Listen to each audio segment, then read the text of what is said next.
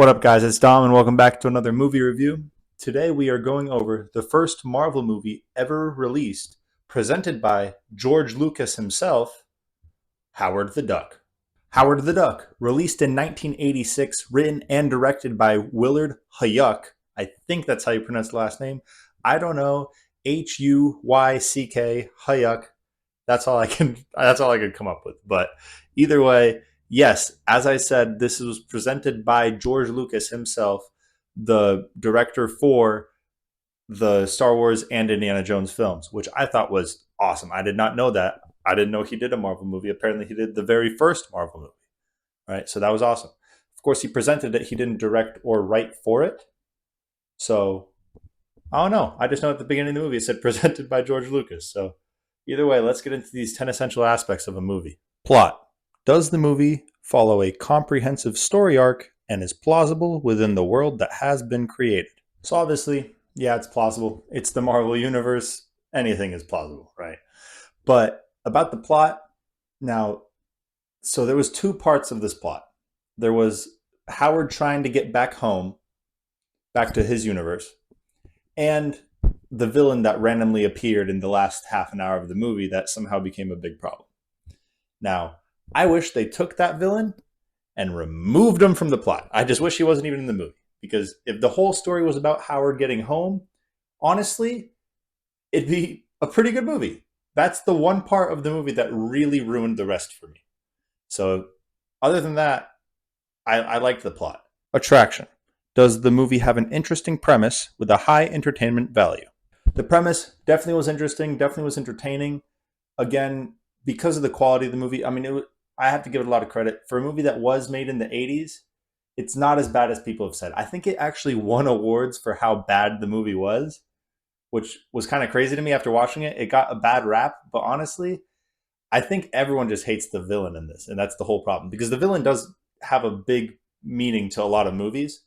This one, though, he was there for like 25 to 30 minutes of the movie, and that's it. And honestly, I feel like that if that was just removed, this movie would have been really good. The rest of it honestly didn't really bother me. It was all entertaining. Theme. What message or truth is the movie trying to convey? If there was a theme, I would have to say it's acceptance. So, of course, Howard had to come from his universe, get plopped down on Earth with only humans, and everyone, of course, was calling him a weirdo, was scared of him, didn't know what he was. Scientists wanted to make tests on him. And honestly, that is what would happen in real life if an alien or some kind of unknown creature just appeared.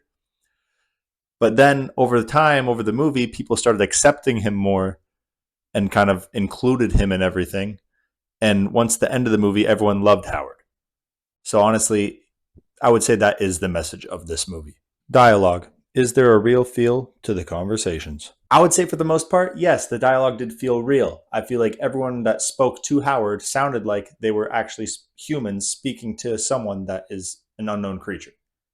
Now, when it came to actual dialogue between characters, other than that, it was all pretty cringy. Honestly, I don't remember a single bit of good dialogue other than the choice for the voice actor for Howard, Chip Zien. He did a great job. He sounded exactly what I thought Howard would sound like. Just everyone else kind of stank it up a little bit. Acting. Are the characters convincing?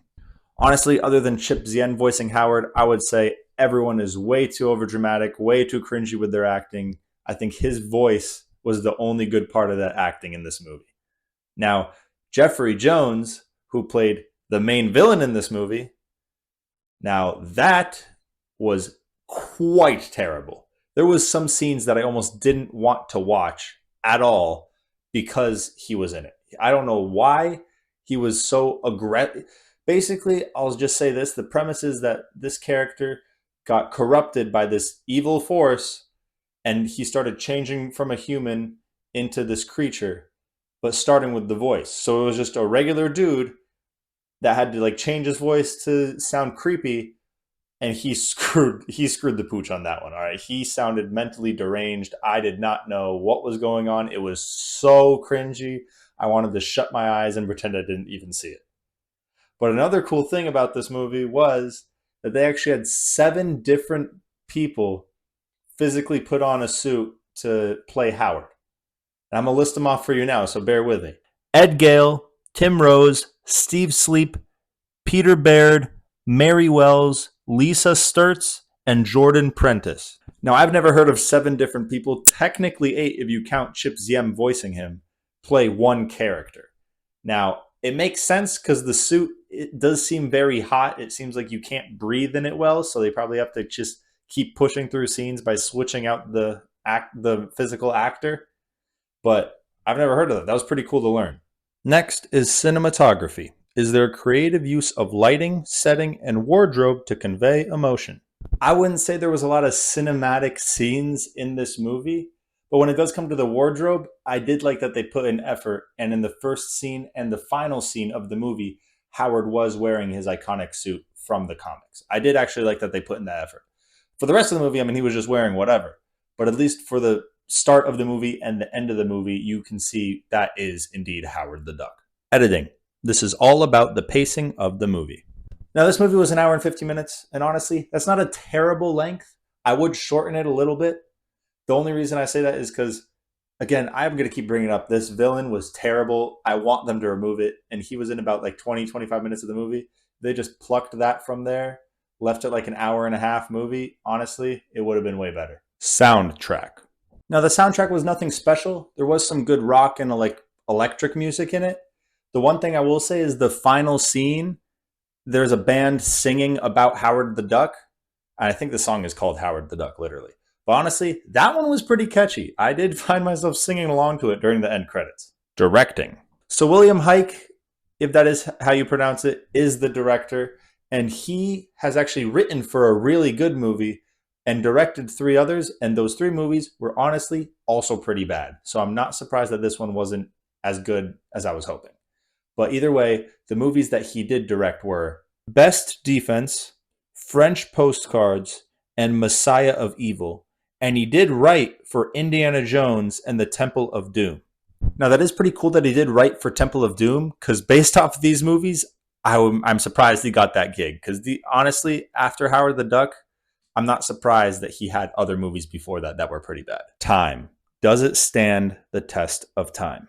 Now I'm going to say yes and no, and I'll tell you why. Because no, it's not a good movie. It's not going to really stand time in that way.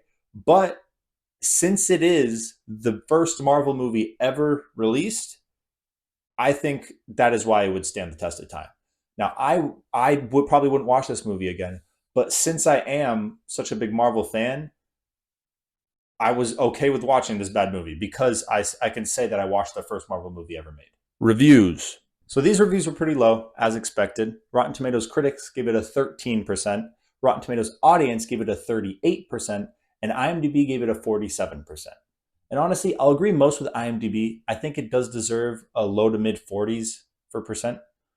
And I think they did nail that one. They gave it a 47. I think that's pretty spot on. I do not think it belongs in the 30. 38s could be debatable, but nowhere near 13. I don't know what the critics were thinking. I guess they just didn't enjoy any of it. I just don't think the villain would actually knock it down from like mid 50s to a 13. But I mean, maybe some people really hated that villain. Rankings. So Howard the Duck is the first movie I have reviewed in the 80s. So it's going to be first in 1986 and first in the 1980s. Now, for all time, it's going to be at third, right in between SWAT Firefight and Steel. Somehow, this movie still beat out Steel. Steel must have been that bad, because honestly, I would rewatch this movie before I would rewatch Steel. Now, that's probably because the comedy in Steel is still way cringier than in this one, even though this one did have some pretty cringy comedy. But honestly, I somehow like duck jokes over and over again more than missed free throw jokes. But either way, that's all I have for Howard the Duck. If you guys enjoyed this review, make sure to leave a like and subscribe and comment what movie you want me to rank all time.